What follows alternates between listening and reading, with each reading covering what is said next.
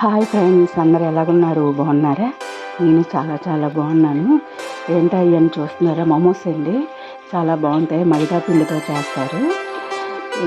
ఇది ఎలా తయారు చేస్తారో మనం ప్రాసెస్లోకి వెళ్ళిపోతాం. చూసారా లోపల ఎంత బాగుందో? చూస్తుంటే నోరు ఊరిపోతుంది కదా. ఇంకెందుకు ఆలోచిస్తూ మనం ప్రాసెస్లోకి ఎలా వెళ్ళిపోతాం? ముందుగా మనం బౌల్ తీసుకొని అందులో మైదా పిండి ఒక 3 గరిటెలు తీసుకోవాలండి. తీసుకున్నాక అందులో కొంచెం సాల్ట్ వేసుకొని మనం చపాతీ ముద్ద ఎలా కలుపుకొని పక్కన పెట్టుకోవాలండి. తర్వాత క్యారెట్ 2, క్యాబేజీ, ఉల్లిపాయ పచ్చిమిరపకాయలు, ఉల్లిపాయలు సన్నగా కట్ చేసుకొని 2 బంగాళదుంపలు ఉడకపెట్టుకొని స్మాష్ చేసుకొని పక్కన పెట్టుకోవాలి.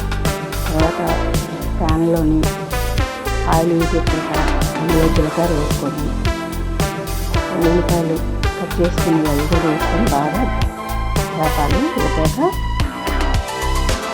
సన్నగా కట్ చేసుకుని ఉల్లిపాయ పచ్చిమిరపకాయలు కూడా వేసి వేగాలి.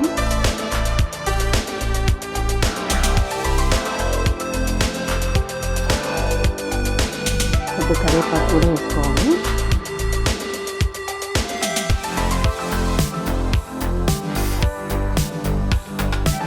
బాగా వేగాక మనం తురుము పెట్టుకున్నాం కదా క్యారెట్, అది వేసుకోవాలి.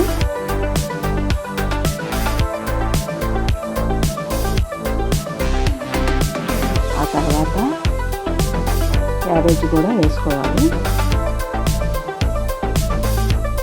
కొంచెం ఉప్పు పసుపు వేస్తే 2 బేగా మగ్గిపోతాయండి.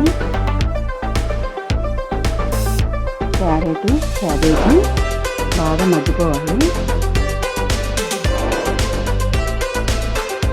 సరే, బాగా మగ్గిపోయినాయి కదా. ఇప్పుడు మనం బంగాళదుంపలు ఉడకపెట్టుకున్నాం కదా, అవి కూడా వేసేసుకుందాం. అందులో కారం,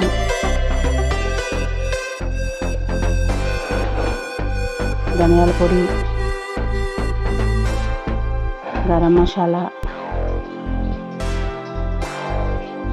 వేసి బాగా కలపాలి. తర్వాత వెనిగర్ ఉంటే ఒక చుక్క పోయండి. ఎక్కువ పోస్తే టేస్ట్ ఉండదు. టేస్ట్ కోసం ఒక చుక్క పోయండి చాలు. తర్వాత కొత్తిమీర వేసుకొని బాగా కలుపుకోవాలి. ఇది మనం ఆ కర్రీని పక్కన పెట్టుకోవాలి. ఈ లోపల మనం ఇలాగా చిన్న చిన్న ముద్దల్లా చూసుకొని చిన్న చపాతీలాగా చేయాలండి. మరీ పెద్దది కాదు, మరీ చిన్నది కాదు, మీడియం సైజుగా చూసారా. అది చేసి మనం కర్రీని స్నఫ్ చేసుకుందాం. ఇప్పుడు కర్రీ అందులో పెట్టుకొని ఇలా స్నఫ్ చేసుకోవాలి. చూసారా, కొంచెం కట్ చేస్తే అంతే ఫ్రెండ్స్. అన్నీ ఇలా రెడీ చేసుకుని పక్కన పెట్టుకున్నాక మనం ఇవి ఆవిరి పెట్టుకోవాలి. మనం ఇడ్లీ పాత్రలోని వాటికి ప్లేట్కి ఆయిల్ రాసి అందులో ఒక్కొక్కటిగా పెట్టాలి.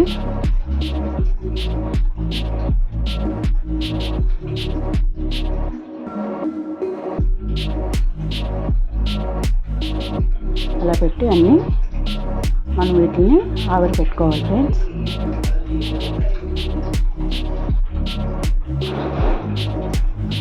చూసారా, మూత పెట్టుకొని ఒక 15-20 నిమిషాల దాకా ఆవిరి పెట్టుకోవాలి. చూసారా ఫ్రెండ్స్, ఇవి ఉడికిపోయినాయి. చూసారా, మనం ప్లేట్లకి మాత్రం ఆయిల్ రాయాలి, లేకపోతే ఇవి అంటుకుంటాయి, రావు. చూసారా ఎంత ఈజీగా వచ్చేస్తున్నాయో. ఇలా స్పూన్తో అన్నీ ఒక్కొక్కటి తీసుకోవాలి.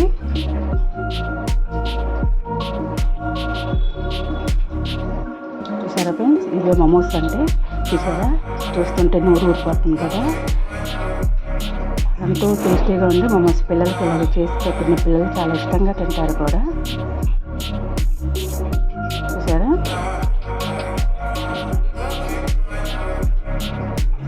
ఈ వీడియో మీకు నచ్చినట్టయితే ఒక లైక్ చేయండి, షేర్ చేయండి, సబ్స్క్రైబ్ చేసుకోండి. బాయ్.